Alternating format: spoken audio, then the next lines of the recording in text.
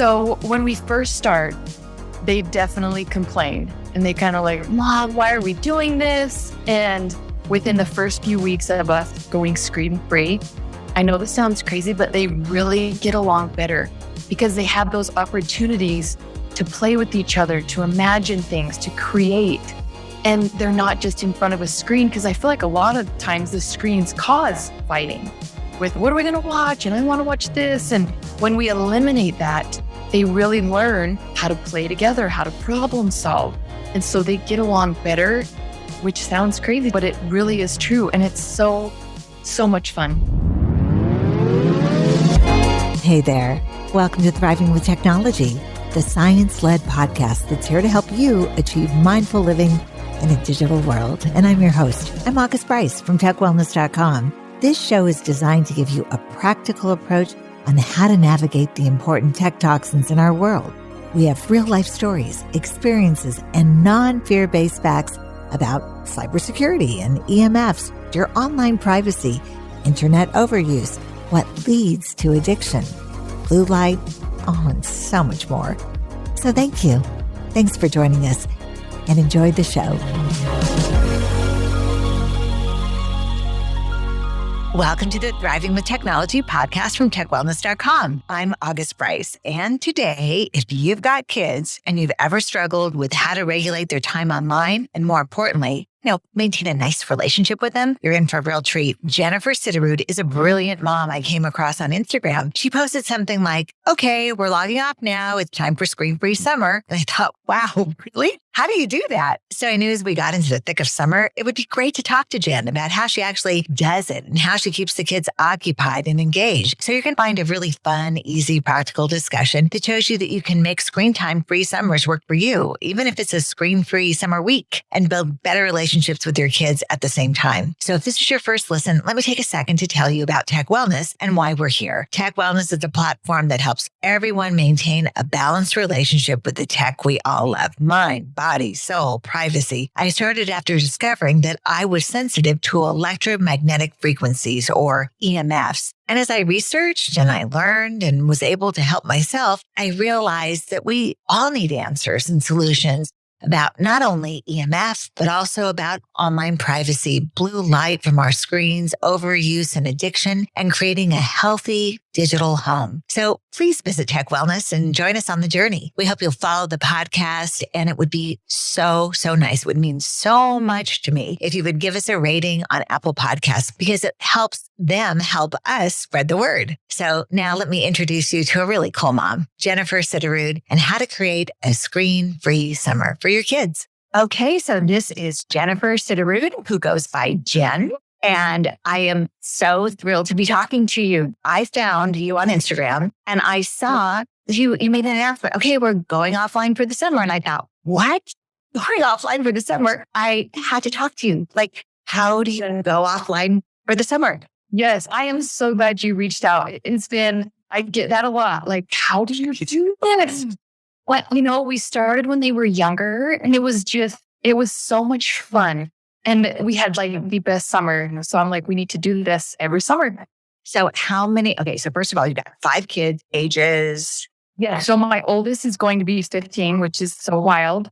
Right. 15. And then I have a daughter. She's going to be 13, a son that's 10, another girl that is 8, and a little guy that's 5. And let me tell you, if you haven't followed Tutus and Jerseys, you absolutely have to, because Jen has the most beautiful family. They should be modeling for J. Crew or something. It's beautiful, beautiful family. Really, really fun to follow. You decided when he was just born, right? So it was actually, I was pregnant with my 5th. In the thick of it, young kids, I was pregnant, and I get pretty sick the first trimester. And so I felt like the screens were kind of my babysitter. My kids were in front of the screens a lot. It was kind of survival mode. Once I started feeling better, we thought, you know what? We need kind of a screen break. We need to get in the outdoors. And I tell my kids all the time, that's how I grew up. We grew up outside, exploring, creating. And I have some wonderful childhood memories. So I kind of want to incorporate that with my kids. So we started that summer, screen-free summer.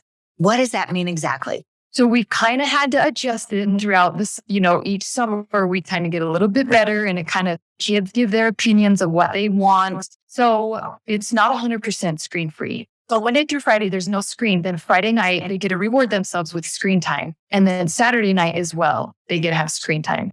So I feel like it's a good balance. We have activities throughout the weekdays. Come weekends, they get to just watch and do whatever they want as far as screens go. You asked me about my oldest. He got a phone last year. 14, he got his first phone. Yes. I know that is so shocking to a lot of people. And it may change with the younger ones, but with my oldest, I really wanted to wait as long as possible. I went to seminars about screens and kind of the dangers of it and kind of the things that kids experience through screens with a lot of anxiety, depression, and the things that they're exposed to. So I really wanted to wait as long as possible. So yeah, he got it a month before he turned 14. Last summer we went, he did the screen-free the weekdays, and then he got to, on the weekends, text and call his friends and hang out, that way to communicate. So this is a great example as someone who never had a screen and then never had a phone. Now he does. Yes. What does he think? So this was his first year of having a phone and then not having it all summer long? Yes, so he got it last summer or a month before summer started. It was good because he wasn't in the habit of it. I'm a little like, okay, I wonder how this summer's going to go, Exactly. Yeah. And so we're going to have, in the next couple of weeks, kind of have conversations like, what do you feel like doing? This is, we've done this for 7 summers. What do you feel like you can do to still engage in screen-free summers? Well, I know I want to go through every single day, all the little things that you have planned and all the fun that you have. But first, I really do want to talk about you. Do you actually go through the summer without a screen yourself? Does that mean you don't use your phone? I don't. Like this first summer, I had to delete all my social media apps. So I wasn't tempted because I thought, as a mother, if I want my kids to do this, I need to do this as well. And I would like to break some habits. You don't realize it is very habit formed me. And so, yeah, I deleted all the social media. I had my phone for, calls and texts, but that was it. And so that's kind of been every summer. I will delete all my social media apps and just keep it for calls and text. So how many apps do you have? It's so funny. I've never really been a Facebook person. I have Instagram and Pinterest. So how does that feel after about 2 weeks? I tell everyone, I say, get through with kids, and especially because my husband also takes part in it as well, which is so awesome. Get through that first week. It is hard. Everyone gets a little more cranky and you're breaking these habits, but you get through that first week and you start that next week. It feels so good. By the, second, third weekend, I get out of the habit of checking my phone. Like I don't feel the need to check my phone. I'm more present. I feel like I'm more present in what is going on with my family and things that we're doing. And I love it. It's such a freeing feeling. I unplug every day for a couple of hours and I feel so independent. I feel free. I feel like my life is my life and it doesn't belong to anybody else for those 2 hours. And I feel powerful. But I imagine for you not going to social media at all, I'd love to know how it feels when you're having this amazing time with family and you're in an idyllic situation and you just want to grab the phone and take pictures and post them. Yes. So when I first started, I wasn't really in the habit of Instagram. Through the years, I'm more in like taking videos and pictures of the kids all the time. And so there will be moments where I'm like, oh, and then I'm like, no, we're just going to be present. And I saw this picture a few years ago and it just rang true. And I picture all the time. It's this elderly lady in a group of people, and all these people have their phones up, and she's just sitting there, no phones, and just watching with a smile on her face. And I thought, that is awesome. She's just in the moment, just present in the moment, enjoying that moment. Have the kids talked to you about it? Have they said, Mom, this is stupid? Or on any particular day, have they said, this is the best thing ever? Do they, especially the older one, is he old enough to understand what's happening when he's unlike anybody else? The whole family is doing something. I'm sure you guys go places and you don't have your phones. So when we first start, they definitely complain and they kind of like, Mom, why are we doing this? And within the first few weeks of us going screen free, I know this sounds crazy, but they really get along better because they have those opportunities to play with each other, to imagine things, to create. And they're not just in front of a screen, because I feel like a lot of times the screens cause fighting with what are we going to watch? And I want to watch this. And when we eliminate that, they really learn how to play together, how to problem solve. And so they get along better, which sounds crazy to a lot, but it really is true. And it's so much fun. That is so good because, one of the first studies that I remember writing about was the study from UCLA where they noticed that the kids were losing all their empathy skills. The kids just didn't care about each other. So they took the kids camping for a week without their screen, and they found that came back very strong, very quickly. So I think, like you're saying, it might be the empathy, but then you also said how they might argue over screens. And then there's that whole idea of screen snubbing, where they might be in a conversation with each other or playing a game or something, and somebody picks up their phone or looks at the screen over there. And it's super important for me to teach my kids to be able to communicate with kids their age and adults and look them in the eyes. And I think that's really important for them to learn that, because I feel like we're really losing that connection with each other. No, you're absolutely right. There are studies about that as well, that's going out the door because we're not showing them how to connect. We're not talking to them about the importance. And a lot of times we're not modeling it. We're in a conversation with a girlfriend or our husband or something, and we can pick up a screen right in the middle of it, get a notification, and boom. And so kids see that. So tell me about what you've noticed in your kids as far as being able to connect with adults and other kids. Well, and I've had a lot of friends mention, your kids, they're confident kids. They can carry on a conversation. They seem, and not all the time, but there will be moments. And I feel like that removing the screens so they have opportunities to communicate with adults and with kids on a daily basis and get that practice. It really helps them to be more confident in their relationships and who they are. So. And at this age, though, especially like we were talking about with your 15-year-old now, is he feeling a little left out from the crowd because he doesn't have access to his phone? Or can you foresee that happening this next summer? So he started 7th grade and didn't get his phone till the end of 7th grade. That's junior high here. He started junior high. And there were moments when he would come home, I don't know what's going on. And, and I felt bad for, I kind of talked to him and I said, hey, give him my cell phone and have him reach out, or you get their numbers, reach out, and just kind of explain the importance of Logan. I'm doing this because I feel like this is for your best interest to, go as long as possible because phones are so habit forming. And I want you to be able to, when you have your phone, know that it's a tool for good uses, and not get into bad habits with the phone. Completely agree. And I understand everything you do. I'm wondering, though, how the other kids, does he know how the other kids perceive him? Because he was probably one of the last kids to get a phone. What's the average age at his school? Between 10 and I think 10, 11. Even we have friends that have, even 8-year-olds and stuff. And my kids are, they want the older ones, now Logan has one, but my older daughter, I wonder more for her because it's different with girls. They're on their phones constantly. But just reiterating to them the importance of it. Yeah, Logan, he understood that. So, do you think he had a sense of confidence and pride because he didn't have a phone? Could we go that far? I really do. I really think so because he did. There wasn't any distractions for him. As the phone it can be really distracting. So I feel like it. Yeah, I feel like it did. Would it be great to turn it around and you're super cool if you don't have a phone? Yes. When I went to seminars, and I don't know if you know Colin Karchner, he has since passed last fall. He did a lot of seminars on this very thing, giving kids smartphones, saving the kids, looking kids in the eyes, parents especially not being distracted with cell phones, giving 8-second hugs, all of those things.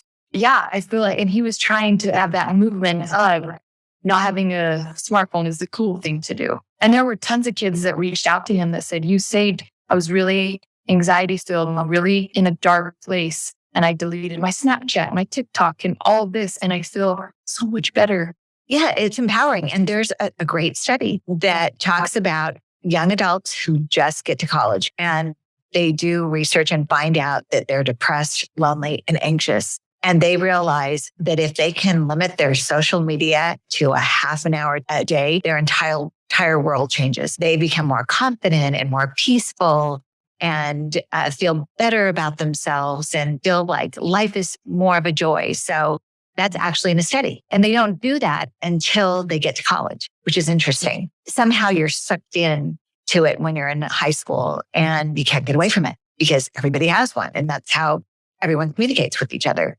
Yeah, absolutely. Well, and I feel like too, they're still developing their brain. It's so important that we kind of, limit the screen time so they can really learn how to use it for good. Because it's habit forming. I'm really passionate about the brain. Good for you. Absolutely. With Logan, have you been able to just tell us? So he gets his first phone, and do you go through social media with him? Do you just hand it to him and say, choose whatever you want? Like how did you help him with his relationship with his phone? Yeah. So my husband kind of wrote up a little contract. And this is kind of as, rules of our house. This is kind of the guideline we'd love for you to follow because we feel like this is a safety rules to keep. So we gave him his phone. We downloaded the iPad, which is great for parents. Yes. Limit the apps and the time on his phone. Yes. And yeah, so he doesn't have social media at all. Okay. When will he get social media? We're thinking 16 when he gets into high school. We were hoping later, but I think that's probably when he'll get it. I really admire you, Jen, in this day and age to have the confidence to do that and to have that great relationship with your kids and to help them have great relationships with each other. And so I'd love to know, and I know everyone wants to know, what do you do every day when the kids don't have their screen? Just walk us through Monday, Tuesday, Wednesday, Thursday, Friday, because it actually sounds like a fun summer camp. It really is. And summers have become like our greatest, just memory making. So on Mondays, the theme is make something Monday. We make cookies or they make Play-Doh or they, some science experiment it's all centered around making something. And also what I tell them kind of before we start is I don't want to make more work for mom. And so I want them to be in charge and them to think of things to do. Mondays, make something Monday. Tuesday is take a trip Tuesday. So we'll take a trip somewhere. We can go to like a museum, a dinosaur museum, or they love to go get snow cones in the summer, of course. So we'll take a trip to go get snow cones. That's kind of what our Tuesdays look like. Wednesdays is Wet and Wild Wednesday. So that is swimming pool or sprinklers, water balloons, anything centered around water. Thursday is Thinking Thursday. So that is actually where we'll either go to the library, they'll do science experiments. I have a few. My 10-year-old is very into entrepreneur type stuff. So he loves to think and explore and create things. So he kind of heads Thursdays for us. And then Friday is our free day. Once we kind of go throughout the day on Friday, then Friday, come 4 or 5 o'clock, Friday's free night. They get to watch, turn on the screens, whatever they want to do. Saturday is Service Saturday. So we kind of think of something to do, around the neighborhood. Well, last year, my son had an opportunity to pull weeds a lot at our neighbor's house. So just something centered around thinking of someone else. Service Saturday. So, and then by 4 or 5 o'clock on Saturday, then screens are on again. They get to have a break and relax. You're amazing because all the skills you're teaching them too, teaching them organization and planning and just expanding their horizons that they can concept these fun things to do themselves. It's been so important for me, and especially having more than one, once we started having a lot of kids, it was just really important for me and realizing how quickly they grow up. And I really wanted them to learn these life skills, to learn all the different things that they can learn. So it's been awesome. Yeah, I'm sure it is. It's got to be good for you. And so, but what do you notice when Monday comes along and they've been able to, it sounds like they can watch TV Friday night, Saturday, and Sunday night. Yeah. Or if, use their phones or whatever other screen opportunities you guys have. What happens on Monday? What's the frame of mind? for Monday? Is it just so fun that they don't care? Or what's it like? There will be moments. So it seems like the first 2 weeks, it's really hard because we're getting out of the habit, breaking those bad habits, getting into some new habits, routine. And so it's a little struggle, but I just keep reminding them. And if I come into it as a positive thing and then that's kind of the energy of the home. So I just tell myself, gee, you got this, do a week or two. Then after that, they really have created this routine and they look forward to it. One of our might on a Monday, oh, we have to do this again, Mom, but we just kind of reiterate, like, this is what we want to do. It's awesome. And they get on board pretty quickly. And so you always have your phone with you though, right? You were saying that you have it for calls and texts. How do you manage it so that it doesn't seem like you're looking at your screen if you're texting or calling someone, but they're not? So the good thing is, and maybe not so good thing, because a lot of people try to I can't get a hold of you. I really forget to check my phone. So I'll, be in my room or the kitchen. And I really, with the kids, because they're home for summer, they're not in schools. And so I really try to not have my phone when I'm with them. And once I, break the habits of the social media, then it really is easy for me not to check my phone. It really is. Have you tried setting those auto notifications? I do that when I'm offline, where if someone texts me, they get a message from me that says I'm unplugging. And I tell them about the benefits of unplugging. And I tell them if they need to, they can break through urgent, but I never look at my phone. So that's fantastic. My husband will do that when he's driving. It will have automatic, I'm driving. I need to do that. And I think, friends and family know by now, Jen doesn't have her phone most of the time. So, at nighttime, usually that's when I'll check a lot of calls, texts. Have you found at all that starting when the school year starts and you're back to social media, have you ever heard the kids say or make any comments or that you might feel that they're wishing that it was still screen-free time? They will comment at the end of summer, like, this is the best summer. I love this. And it's interesting when they first start school, during the weekday, they won't come home and try to turn on the TV or the computer because they're out of the habit. Slowly but surely we'll get into those habits again. That's why I really love summertime, because we'll get in the habits, Halloween, Thanksgiving, Christmas break. So that's why I think it's important to have those summer times. Oh, so on Christmas break, they don't have their screens either? They will. We'll get back into habits of watching screens during the holidays, which is totally fun and fine. But that's why I love the summertime, just to really kind of break free from that and just make new memories. And do you think that they feel the power of the unplug and they'll be able to carry that forward in their lives when they're grown up? Yes, I hope so. As a mother, I really hope so. I really hope they're learning these tools and these life skills that will help them. My oldest actually has mentioned, I get it, Mom. Thank you. I get it. And then you're like, okay, yes. I'm really curious. Does the oldest ever comment that maybe some of his friends are on screens too much, or does he have a different perspective? I think he does have a different perspective, especially when he was kind of the only one that didn't have a phone for a while. At the first he asked, I want a phone. Can I have a phone? After, a while passed, he really felt empowered. I don't need a phone. It's distracting. I don't need that. And he really learned quickly and watching others that it can be empowering not to have a phone. And, I can think of putting myself in my kids' shoes back at that age. It might even be empowering that your mom can't find you all the time with your phone. It is so true. So they can really learn to use their imagination, especially when they're younger. They can turn a little paper into, whatever, and they're learning to create. And I think we really encourage that without having screens, because they're thinkers, they're creators as children. And when we're in front of screens all the time, we kind of squash that. So that was really important for me to really develop their brains in that aspect. Such a good point. Now, tell me, other moms must have been saying to you, oh my gosh, you're not getting him a phone. How did you handle that? What were you thinking when people would say to you, he doesn't have a phone? That's kind of weird. Yeah. You know what? For the most part, it was a lot of positive feedback. And I wish I could do that. How do you do that? And on my blog, we did these screen printables of kind of our outline. And so I've had friends reach out, oh, heck, we did a week. And that's what I tell everybody, just try a week. see how the week goes. You don't have to go a whole summer, which I encourage that, but try a day, a few days, a week, 2 weeks, and see how that is. So I've got a lot of positive feedback about it. Tell me what people have said who've tried even just a day. They loved it.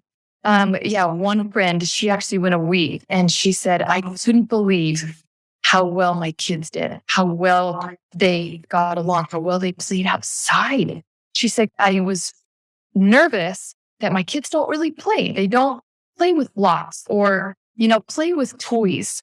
And she said, after that week, I was a firm believer that, wow, give them this opportunity, eliminating those screens of what they can create and what they can do. Excellent. And I want to go back to that one question though before about Logan not having a phone when everyone else had a phone for a few years.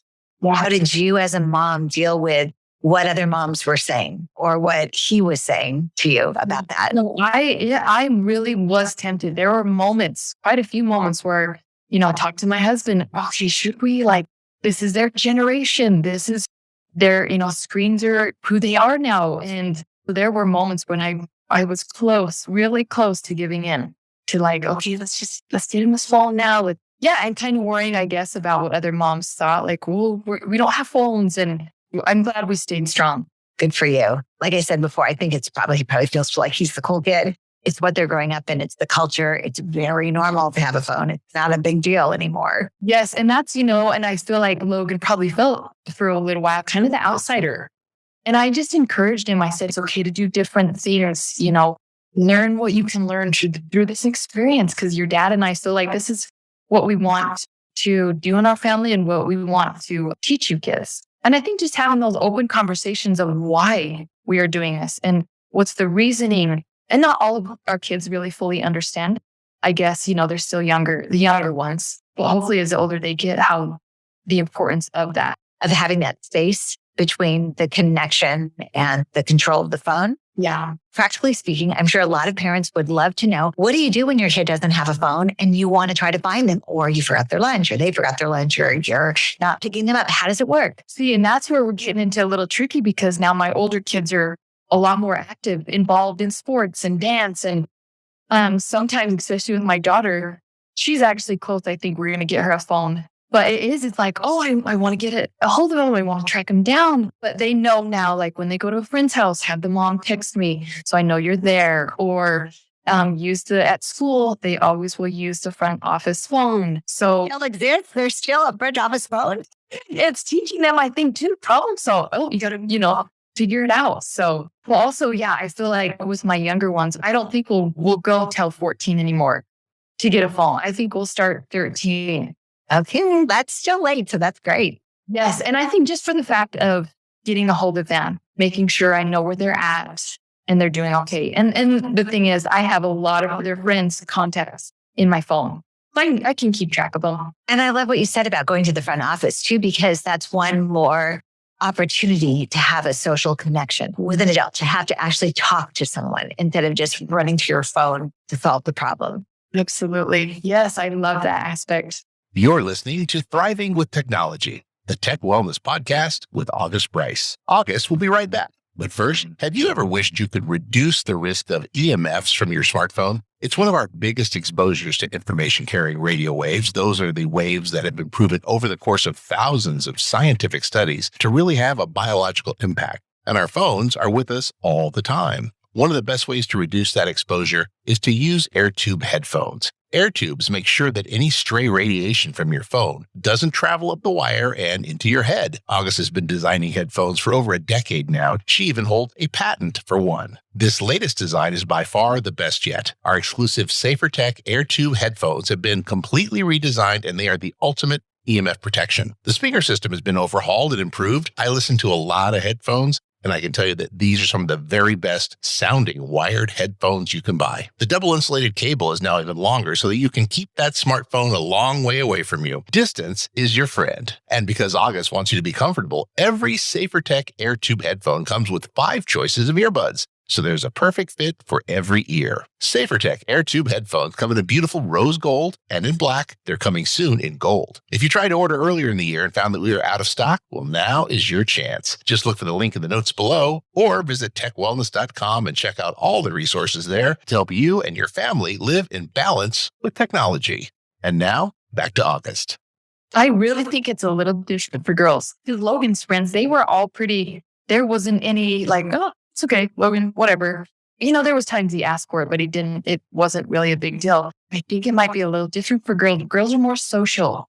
I can't wait to see what happens with her. So she's 12 now or 13? Or she's going to be 13 the end of May. And you may give her her fun, or you might wait till she's 14. Yeah. I know Logan's like, you gotta wait till she's 14, Mom. I waited, She was involved a lot with dance. And so that was our only kind of thing of, maybe we'll get a phone just to be able to get a hold of her. Yeah. What about social media? Like, do they look, because I'm sure a lot of her girlfriends, especially with dance, are posting, the competition and the awards and just something, on social media. Do you let them log into their friends' social media accounts? Yeah. So a lot of their friends, they follow me. And so when their friends are posting, I'll have, kids, hey, come and see your friend, and so they kind of keep up with them on my account. They don't see it, they don't know unless I say, something. So every once in a while, hey, this is, your friend. And they'll reach out, their friends will kind of reach out to me or message me. Love that, because you're guiding them. You're guiding them on, there are a lot of things that we're understanding about social media, like social comparison. It's how all of us form opinions about ourselves and beliefs about ourselves, and maybe even decide who we want to be is through social comparison. And the social comparison on social media is one-dimensional. We don't really know the rest of the story except for what's posted.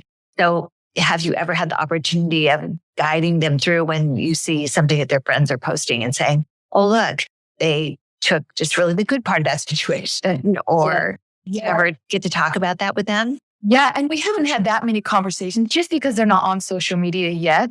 But we have had conversations about not comparing yourself. Instagram or social media can be a highlight reel. You don't know the full story, And so just kind of having kind of those open conversations of what it really is. Why don't we just call it a highlight reel? Isn't it so true? It absolutely is. Yes. That's good. I like that.